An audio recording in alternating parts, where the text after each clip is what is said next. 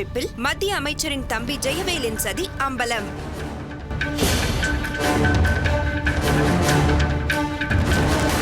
தாசில்தார் சத்யபிரியாவை பதவியை விட்டு இறக்க அமைச்சரின் தம்பி திட்டமிட்டு செயல்பட்டுள்ளார். இதனால் மத்திய அமைச்சர் நல்ல தம்பியின் அரசியல் வாழ்க்கை கேள்விக்குறியாகியுள்ளது.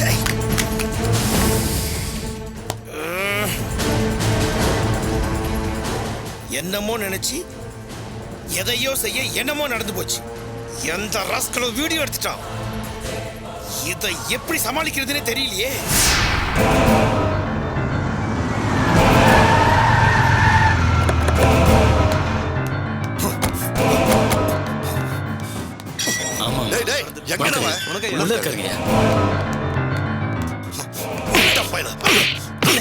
என்னடா டிவியை பாரு, என்ன காரியம் பண்ணி வச்சிருக்க? அண்ணே, தெரியாம பண்ணிட்டேனே, என்ன மன்னிச்சிருக்கனே. பைத்தியக்காரா, எங்க கை வச்சிருக்கேன்னு பாத்தியா? தேன்கோட்ல கை வைக்கிற மாதிரி வச்சிட்டியாடா. போன தடவை நாம ஜெயிச்சது அந்த ஏரியா ஓட்ட வச்சுதான். அந்த ஏரியா ஓட்ட முழுசைய நாசம் பண்ணிட்டியாடா. அரசியல் எப்படி பண்ணணும் உனக்கு அறிவில்ல? அண்ணே, தெரியாம பண்ணிட்டேனே. என்னடா தெரியாம பண்ணிட்ட? அண்ணா என்னடா இது? பையன் இல்லாத குறைக்கு பையன் மாதிரி வளர்த்தீங்க, இப்படி அடிச்சிட்டீங்களே. இவனால நான் செத்துருவன் போல இருக்க. எங்க எப்படி நடந்துக்கணும்னு தெரியவானா? அறிவுகட்ட ராஸ்கல். இவன் பண்ணிட்டு வந்த காரியத்தினால என் மானம் மரியாதை எல்லாம் போச்சு. டெல்லி வரைக்கும் நாரி போச்சு. அதனாலதான் அவசர அவசரமா இங்க வந்திருக்க. சத்தியமா இதை எதிர்பார்க்கலன்னு. அவ வேலையை விட்டு போனதும் அவ கதை முடிஞ்சிருச்சுன்னு நினைச்சேன். கொண்டு போட்டுருவேன். அத்தனை பேர் சேர்ந்து அவளை தியாகி ஆக்கிட்டாங்க. அவன் வீட்டுக்கு அவனே பாம்பு போட்டு உன்ன உள்ள தள்ளிட்டான். இன்னைக்கு ஜனங்க அவன் பக்கம் நின்னு பங்குறாங்க. என்ன காரி துப்புறாங்கடா. இன்னும் கொஞ்ச நாள்ல எலெக்ஷன் வரப்போகுது. நான் எப்படி அங்க போய் மக்கள் முகத்துல முழிப்பேன்? மன்னிச்சிருக்கேனே. சத்யா ஒளிஞ்சிட்டாங்கிற தைரியத்துல வெளிப்படையா பேசி தொலைச்சிட்டேன்னு. ரகசிய கேமரா வச்சு வீடியோ எடுத்துட்டாங்கன்னு. யாருன்னே தெரியலன்னு. என்ன மன்னிச்சிருக்கேனே. போடா.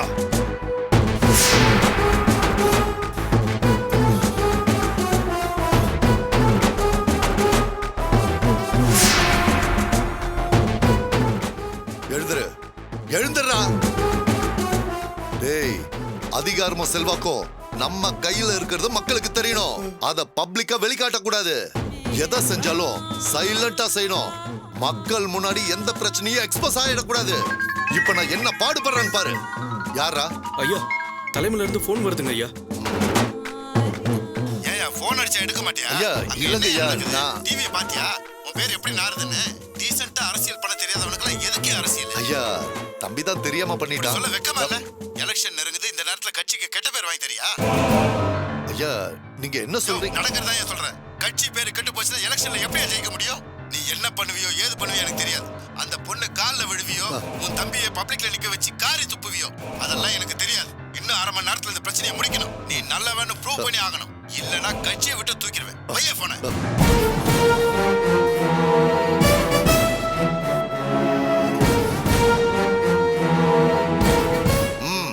கலெக்டருக்கு போன போடு. ஓகே ஐயா.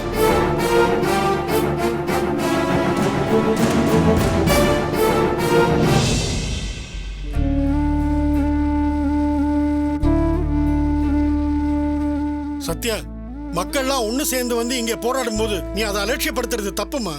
நீ எது சரின்னு நினைக்கிறியோ அது பண்ணு. ஆனா அவங்களுக்கு ஒரு பதில் சொல்லி அவங்களை சமாதானப்படுத்தி அனுப்பி வைக்கிறது அவன் கடமை. ஆமாமா, பத்திரிக்கைக்காரங்க முன்னாடி பதில் சொல்லாம இருக்கிறது சரியா இருக்காது. தயவு செஞ்சு அவங்க கிட்ட போய் பேசுமா. போ. சத்யா, நீ அதிகாரியோ இல்லையோ, ஆனா அந்த மக்கள் உன் மேல வச்சிருக்கிற நம்பிக்கைக்கு மதிப்பு கொடுக்கறதுக்காகவாவது வந்து பேசுமா. நீ என்ன சொன்னாலும் சரி, நான் உன்னை தப்பா நினைக்க மாட்டேன். நீ அவங்க சொல்றதை ஏத்துக்கிட்டாலும் சரி, நிராகரிச்சாலும் சரி, எனக்கு எந்த வருத்தமும் இல்ல. வாமா, வந்து அவங்க கிட்ட பேசுமா. மூர்த்தி, சீக்கிரம் சீக்கிரம்.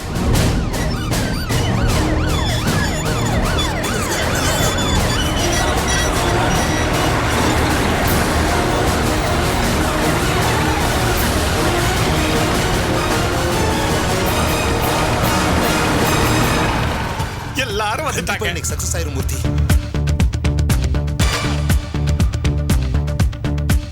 ஐயா வணக்கம். ஐயா வாங்க. எல்லாருக்கும் வணக்கம். வணக்கம் சார். என்ன சார் நீங்க போயிங்க? நான் என்னம்மா, எல்லாரும் வந்துதானே ஆகணும். நீ சாதாரண தாசில்தார் தான். ஆனா அந்த பதவியை வச்சுக்கிட்டு மக்களுக்கு எவ்வளவு நன்மை செஞ்சிருந்தா ஜனங்க எல்லாம் உன் வாசல தேடி வந்து நிப்பாங்க. எவ்வளவு நல்ல பேரையும் நம்பிக்கையும் சம்பாரிச்சு வச்சிருக்கேன். ஜனங்க முன்னாடி நம்மெல்லாம் யாருமா?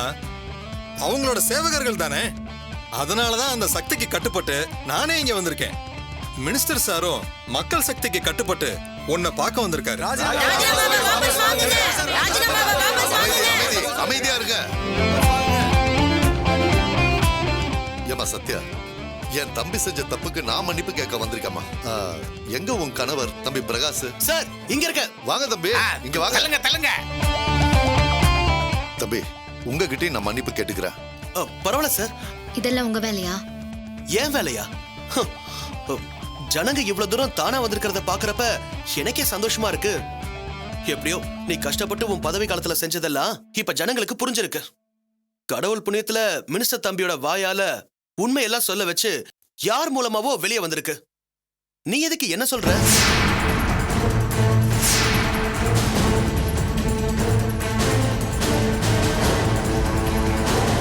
அண்ணே, இவனுங்களோட அவனுக்கு 2 பேரும் சேர்ந்து பண்ணதானே. வாய் மூடுறா. சும்மா இருக்க மாட்டேன். ஏற்கனவே நீ வாய் திறந்ததுனால தான் நான் இங்க வந்து நிக்கிறேன். ஞாபகம் வச்சுக்க.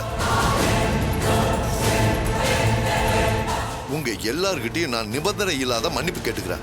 என் தம்பி செஞ்ச தப்புக்கு நான் மன்னிப்பு கேட்கிறேன். தயவு செஞ்சு எல்லாரும் என்ன மன்னிச்சிருங்க. இங்க மன்னிப்பு கேட்க வேண்டியது நீங்க இல்ல சார், உங்க தம்பி. அதுவும் மன்னிப்பு கேட்க வேண்டியது என்கிட்ட இல்ல, ஜனங்க கிட்ட. இல்லம்மா, என் தம்பி உங்க குடும்பத்துல குழப்பத்தை உண்டு பண்ணியிருக்கான். உங்க ஜாபை ரிசைன் பண்ண வச்சிருக்கான். அதனால தான் நான் உங்க எல்லார்கிட்டயும் மன்னிப்பு கேட்டுக்கிட்டேன். மினிஸ்டர் சார், உங்க தம்பி தான் பணத்தை வாங்கிட்டு எல்லா இடத்துலயும் புறம்போக்கு நிலத்தை ஆக்கிரமிக்க விட்டுருக்காரு. அப்போ அரசியல்வாதிங்க தான் நீர்நில ஆக்கிரமிப்புக்கு காரணமா இருக்கீங்க. கடைசியில பழியெல்லாம் ஜனங்க மேல வருது, அப்படிதானே? பதில் சொல்லுங்க சார். வெளியூர்ல இருந்து குடி வரவங்க, ஏழை மக்கள், வசதி இல்லாத ஏழை ஜனங்கள்லாம் இந்த மாதிரி ஆக்கிரமிப்புக்கு பழகிட்டாங்கன்னு உங்கள மாதிரி ஆளுங்க மாடி வீட்ல இருந்து பேச மட்டும் தான் செய்றீங்க. ஆமா ஆமா, இவங்க பாட்டுக்கு பணத்தை வாங்கிட்டு போயிருவாங்க. பாதிக்கப்பட்ட நம்ம தான் தெருவுல நிக்கணும்.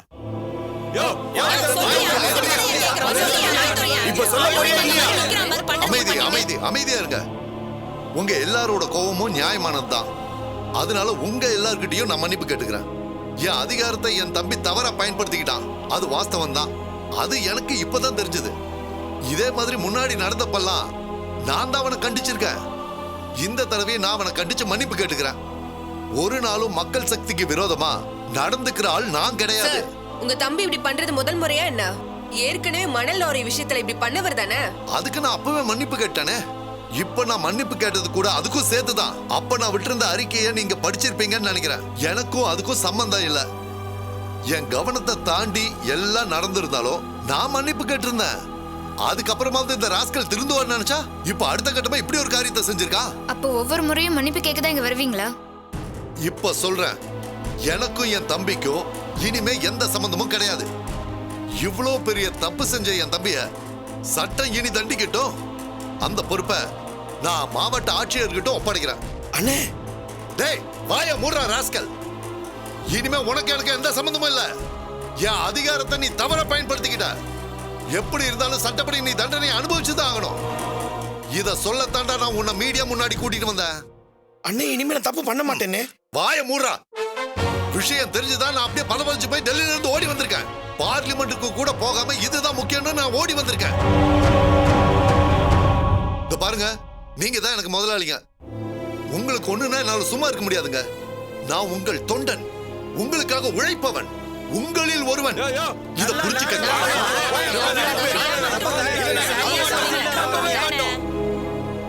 அம்மா சத்யா, இந்த தாசில்தார் பதவி உனக்கானது. நீ மக்களுக்கு இவ்வளவு செஞ்சிருக்கன்னு எனக்கு இப்பதான் தெரியுது. நீர்நிலைகள் மக்களுக்கானது.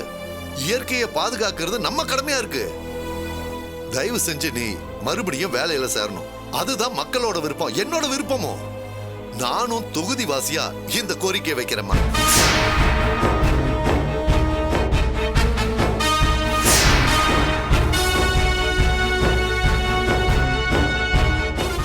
சார், என்ன தப்பா எடுத்துக்காதீங்க. என் மனசாட்சிக்கு விரோதம் இல்லாம நான் வாழணும்னு ஆசைப்படுறேன். மக்கள் கம்பல் பண்றாங்கிறதுக்காக என் மனசாட்சியை அடகு வைக்க நான் தயாரா இல்லை சார். நான் எடுத்த முடிவு எடுத்ததுதான். என்னம்மா இது? சார் இவ்வளவு தூரம் சொல்றாரு, நாங்களும் வீடு தேடி வந்திருக்கோம். எங்க பேச்ச மதிக்க மாட்டியா? ஐயோ சார், மன்னிச்சிருங்க சார். இது உங்களை மதிக்கிற விஷயம் இல்ல சார், என் சுய கௌரவம். இதே மாதிரி வீடு தேடி வந்துதான் எனக்கு நீங்க இந்த பதவியை கொடுத்தீங்க. நான் என்னோட தகுதிக்கும் திறமைக்கும் கிடைச்ச பதவின்னு தான் நான் நினைச்சு பெருமைப்பட்டேன் சார். ஆனா எங்க வீட்டுல பாம்பு விழுந்ததுக்கு அப்புறம் தான் இந்த பதவியே எனக்கு கிடைச்சது. நிச்சயமா இது என்னோட தகுதிக்கும் திறமைக்கும் கிடைச்ச பதவி இல்ல.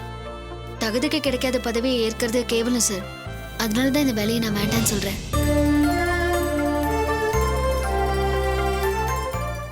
மினிஸ்டர் சார், இந்த வீட்டு மேல நான் பாம்பு போட்டதா நினைச்சுதான் என் ஒய்ஃப் பதவியை ரிசைன் பண்ணிட்டாங்க.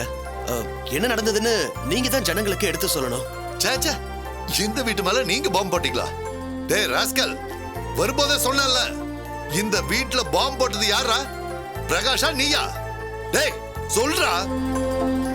அங்கேயே சொல்லிதானே நான் உன்னை கூட்டிட்டு வந்தேன். ஏன்டா யோசிக்கிற? உண்மையை சொல்றா. பாம்பு போட்டதுக்கும் பிரகாஷுக்கும் எந்த சம்பந்தமும் இல்லை. நான் தான் பாம்பு போட்டேன். அதுக்கு என் மேல கேஸ் நடந்துகிட்டு இருக்கு. அதுல தீர்ப்பு வரத்துக்குள்ள பிரச்சனையை திசை திருப்பத்தான் நான் இந்த டிராமாவே பண்ணேன். ஆனா எல்லாமே தப்பா போச்சு. அதுக்காக நான் உங்ககிட்ட மன்னிப்பு கேட்டுக்கிறேன். அம்மா பாத்தியம்மா, அவனே சட்ட ரீதியா போலீஸ் முன்னாடியும் மீடியா முன்னாடியும் உண்மை ஒத்துக்கிட்டான். நீ எதுக்கு உன் வேலையை நிராகரிக்கணும்? ஏத்துக்கோமா. இல்ல சார், மறுபடியும் சொல்றேன். பாம்பு போட்டது இவரோ மத்தவங்களோ அதை பத்தி எனக்கு கவலை இல்லை சார். ஆனா இந்த பதவி உயர்வு அந்த பாம்பு போட்டதுனால தான் வந்துச்சு. என் திறமைக்கோ தகுதிக்கோ இது வரல. என்னால இதை ஏத்துக்க முடியாது சார். என்னம்மா, உங்க வீட்டு மேல பாம்பு போட்டதுனாலதான் இந்த பதவி உயர்வை கொடுத்தோம்னு யார் சொன்னது? இந்த வேலை நிச்சயம் உன் தகுதியை வச்சுதான் கொடுத்தது. மினிஸ்டரோட தம்பிய பெரிய இடம்னு தெரிஞ்சோம் துணிச்சலா லாரிய பிடிச்சு நடவடிக்கை எடுத்தீங்களே. மினிஸ்டர் தம்பி உங்களை போலீஸ் ஸ்டேஷன்ல வச்சு மிரட்டப்ப கூட பயப்படாம நடவடிக்கை எடுத்தீங்களே. அதெல்லாம் தாமா பதவி உயர்வுக்கு காரணம். ஆரையா இருந்தப்பவே துணிச்சலா நடவடிக்கை எடுத்ததுக்காகத்தான் இந்த பதவி உயர்வே கொடுத்தது. இல்ல சார், என் மனசு இன்னும் அது ஒத்துக்கல. சத்யா, வீட்டுல பாம்பு போட்டா நிவாரண நிதி வேணா தருவாங்க, பதவி உயர்வு தருவாங்களா? இப்படிப்பட்ட உண்மையை நீ உணரணும். தைரியசாலிங்களை ஊக்குவிக்கிறது தான் ஒரு மாவட்ட ஆட்சியரோட கடமை. அதைத்தான் நானும் செஞ்சேன். யோசிச்சு பாரு, தாசில்தாரா இருந்து எவ்வளவு நன்மைகள் செஞ்சிருக்க. நீர்நில ஆக்கிரமிப்புகளை எல்லாம் அகற்றுனது எவ்வளவு பெரிய வேலை. அது தொடர வேண்டாமா?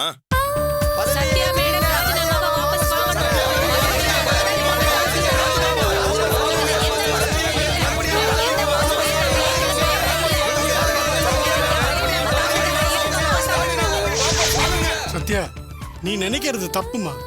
இந்த பதவி உயர்வு உன் திறமைக்காகவும் தகுதிக்காகவும் தான் கொடுத்ததுன்னு கலெக்டரே வந்து சொல்லும்போது நீ பேசாம இருக்கிறது தப்புமா. ஒரு மாவட்ட ஆட்சியரே வீடு தேடி வந்து உங்ககிட்ட கேட்கும்போது அதை புறக்கணிக்கிறது சரியில்லைம்மா. சென்ட்ரல் மினிஸ்டரே நம்ம வீடு தேடி வந்திருக்காரு. ஜனங்கள்லாம் இவ்வளவு பேர் கேட்கறாங்க. ஒத்துக்கோ சத்யா. ஏமா, மக்கள் சக்தியோட ஒரு பெரிய சக்தி இருக்க முடியும். நீ எந்த மக்களுக்காக பாடுபட்டியோ அவங்களே உங்ககிட்ட வந்து கேட்கறாங்க. மக்கள் பிரதிநிதியும் உங்ககிட்ட வந்து கேட்கறாரு. சரின்னு சொல்லுமா.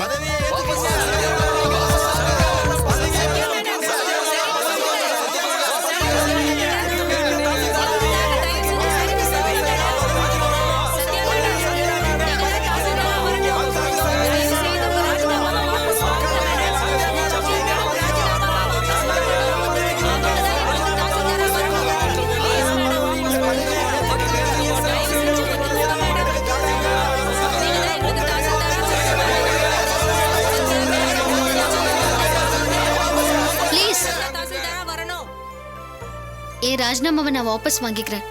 மறுபடியும் தாசில்தார் பதவியை ஏத்துக்கிறேன்.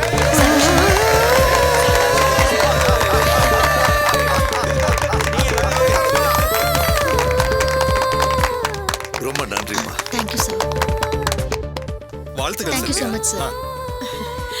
ரொம்ப சந்தோஷமா நீ எடுத்த முடிவு சரியானதுதான்மா. ரொம்ப சந்தோஷமா.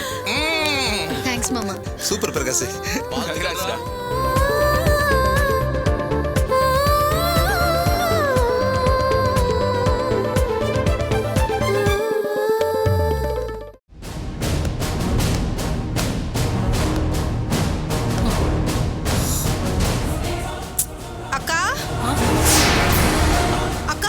என்னக்கா இது? கல்யாணம் வேற நெருங்கிக்கிட்டே இருக்குன்னு எதுவுமே பண்ணாம இருக்க. ஆத்திரத்தை கலப்பாதடி. நான் எதுவுமே பண்ணாம இருப்பேனா? அந்த ஜோசியக்காரனை வச்சு செக் வைக்கலாம்னு நினைச்சா அந்த பிரகாஷ் அது ஒண்ணு இல்லாம பண்ணிட்டான். அந்த லேக்கா மூலமா நம்பியோட தாய் மாமனை வச்சு பிரச்சனை பண்ணலான்னு பார்த்தா அந்த குடிகாரனும் சொதப்பிட்டான். எல்லா பிளானும் கெட்டு போச்சு. அடுத்து என்ன பண்றதுன்னே தெரியல. ஐயோ, அப்படின்னா நீ நம்பிய கல்யாணம் பண்ணிக்க போறது உறுதிதானா? அது மட்டும் நடந்துடக்கூடாது. உன்னை எனக்கு பிடிக்கலன்னு பேசாம சொல்லிட வேண்டியதானே? என்ன விளையாடுறியா? நம்பிங்கிற கழுதைக்கு நான் காட்டிட்டு இருக்கிற ஒரே கேரட் இந்த கல்யாணம் தான். கல்யாணம்னு சொல்லிதான் அவனை இவ்வளவு தூரம் அடக்கி வச்சிருக்கேன். இல்லன்னு வை, என்னைக்கும் அவன் நம்மள இந்த வீட்டை விட்டு துரத்தி விட்டுருப்பான். இப்ப சொன்னாலும் அப்படியேதான் துரத்துவான். ஐயோ, இப்ப என்னக்கா செய்ய போற? இவன் வேற கல்யாண ஏற்பாடெல்லாம் செஞ்சுக்கிட்டு போயிட்டே மத்திய இருக்கானே. அமைச்சரின் தம்பி ஜெயவேலன் ஓ, என்ன சரியால்தான் செய்யறதுன்னே தெரியல. சத்யபிரியா தாசில்தார் பதவியை இழந்துள்ளார் என்பது உறுதியாகி அக்கா, உள்ளது. இங்க அதனால் பாரு. சத்யபிரியா தனது ராஜினாமாவை திரும்ப பெற்று மீண்டும் தாசில்தார் ஆகிறார். ப்ளீஸ் தாசில்தாரா வரணும். என் ராஜினாமாவை நான் வாபஸ் வாங்கிக்கிறேன். மறுபடியும் தாசில்தார் பதவியை ஏத்துக்கிறேன். சந்தோஷமா? இதனால் பொதுமக்கள் இது எப்படி நடந்துச்சு? போராட்டம் வெற்றி பெற்றதை தெரியலையேக்கா. நினைத்து மகிழ்கிறார்கள். நேர்மையான அதிகாரி சத்யபிரியா மறுபடியும் பதவியில் அமர்வதை பலரும் பாராட்டுகிறார்கள். யாருக்கா போன்ல? அந்த பிரகாஷ் தான் போன் பண்றான், என்ன வெறுப்பேத்துறதுக்காக. அக்கா, அவன் போன் எடுக்காத, விட்டுருக்கா. அவன் விட மாட்டான்டி, மறுபடியும் அடிக்கிறான். வேற வழி இல்ல. என்ன காயத்ரி, அங்க கூட எங்க நியூஸ் தான் ஓடிட்டு இருக்கா? எப்படி பார்த்து பார்த்து வயிறு எரிஞ்சிட்டு இருக்கியா? சொன்னதை எப்படி நடத்தி காட்டின பாத்தியா? சொடக்கு போட்டு செஞ்சு காட்டின. உன் பிளானை எப்படி முறியடிச்சேன் பாத்தியா? அதான் பிரகாஷ். ஏய், போது நிறுத்துடா. ஒரு விஷயத்துல ஜெயிச்ச உடனே ரொம்ப ஆடுற.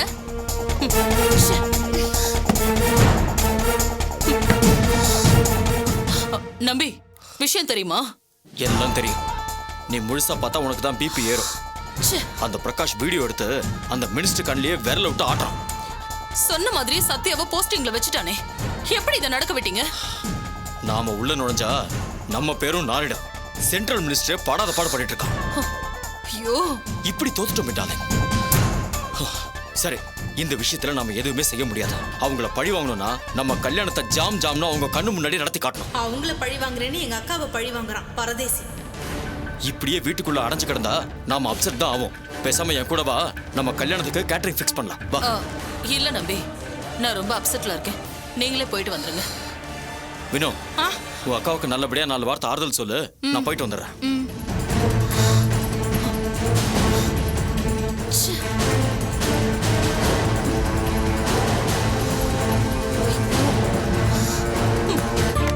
Welcome ma'am.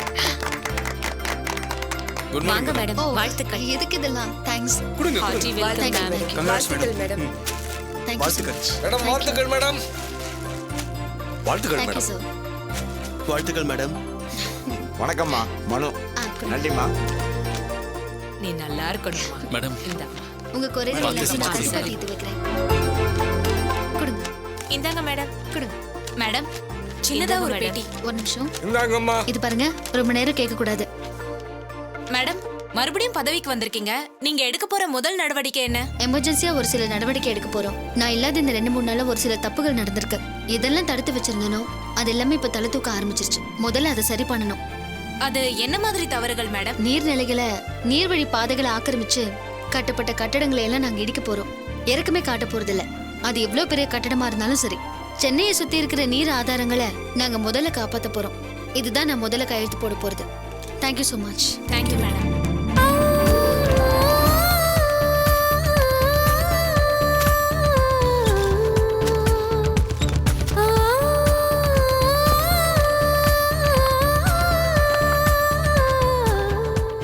என்ன? ஜான்சி ராணியை மறுபடியும் குதிரை மேல பார்த்த மாதிரி இருக்கு. இப்பதான் மனசுக்கு நிறைவா சந்தோஷமா இருக்கு. நீங்க போட்ட சபதத்தை நிறைவேற்றிட்டீங்கல்ல, அந்த சந்தோஷம். நிச்சயமா இல்ல. நான் ஜெயிச்சதை விட நீ ஜெயிச்சதுதான் முக்கியமா நினைக்கிறேன்.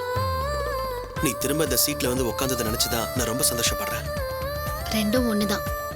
திரும்பவும் சொல்றேன், நம்ம வீடு ரொம்ப புனிதமான வீடு. மகாத்மா காந்தி வந்து தங்கிட்டு போன வீடு. அந்த வீட்டுக்கு பாம்பு போடுற எண்ணம் உங்களுக்கு வந்துச்சு பாத்தீங்களா? அதை இந்த நிமிஷம் வரைக்கும் என்னால மன்னிக்க முடியல.